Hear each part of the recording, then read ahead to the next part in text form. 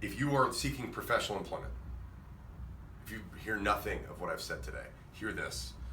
If you are seeking professional employment, or if you have any professional career development, which I would assume that's most people, but some people just love what they're doing, they're chilling, cool.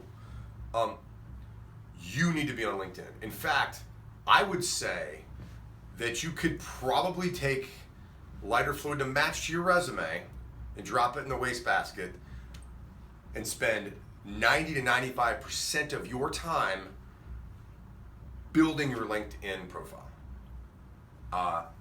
Is it a necessary evil? It's the only evil.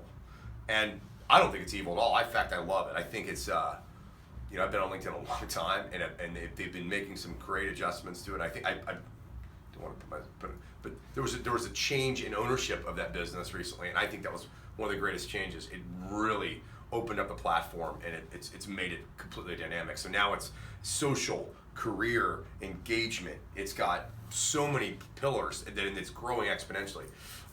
So I believe LinkedIn is probably, it will be your window to the world. It will be your billboard. I use billboards all the time when I talk about LinkedIn. It's like, so if you're probably the three biggest things to kind of bring it back to focus, and I'll use a billboard analogy, right? When you're talking about a billboard, what matters? Size of your billboard, the creative on your billboard, but what's the most important thing? Where is your billboard, right? Is it on Route 20 from here to Timbuktu, or is it on Interstate 95 between New York and Philadelphia? Big difference.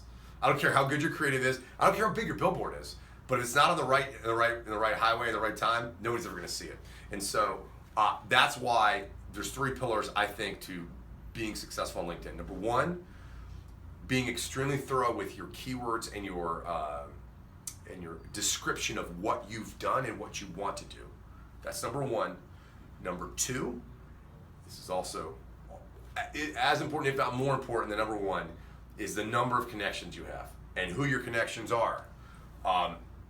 That to me is equally as important. And then the third piece, and this is, I think, 2 and 3 require work. And that's what, what happens with things. It's like, everything's easy if it doesn't require work. But when it requires work, that's why there's some cream rises to the top and some doesn't. We spend hours a day here making connections on LinkedIn. Hours a day. There's only 8 in a day, by the way. So it's a lot of time. And I believe that having those connections, that to me is the gas on the engine of your race car, or the highway that your billboard is on. So the more connections you have, and people realize, like, well, I only connect with people that I've worked with and that I've met personally and that I've actually, I've gone to dinner with. And it's going to be a small network. Granted, it's going to be a very tight highway with people that only on that highway. But guess what? When there's somebody else out there who's got, 25,000 connections, their billboard's going to be seen more. That's just the facts. That's just numbers. And so I'm a big believer in connecting more. Now, obviously, if there's a sketchy person or something, but most people have an ometer for that. So just be careful with that. But I would also say, make sure that the descriptive words on your resume or on your LinkedIn profile are as descriptive and exhaustive as possible. And then lastly is the engagement piece.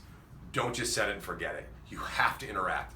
Post, comment, share, join groups, use LinkedIn Learning's platform, apply for jobs. All of those things make up the sphere of who you are. So once again, and I'll bring it, the last thing I'll say on this is resume was one dimension, okay? Job boards, 2 dimensions, because you had that and you had the ability to interact, right? Now you got LinkedIn. It's the magic 3rd and 4th dimension, which is it has a description, it has a picture, it also gives you the ability to interact, and guess what? It shows you exactly in a nutshell what this person's all about, right? So it gives you the 4th dimension, the depth to that person, right? Nobody's one-dimensional, right? Everybody has sides. We're all 3-dimensional. So I think it's absolutely the future.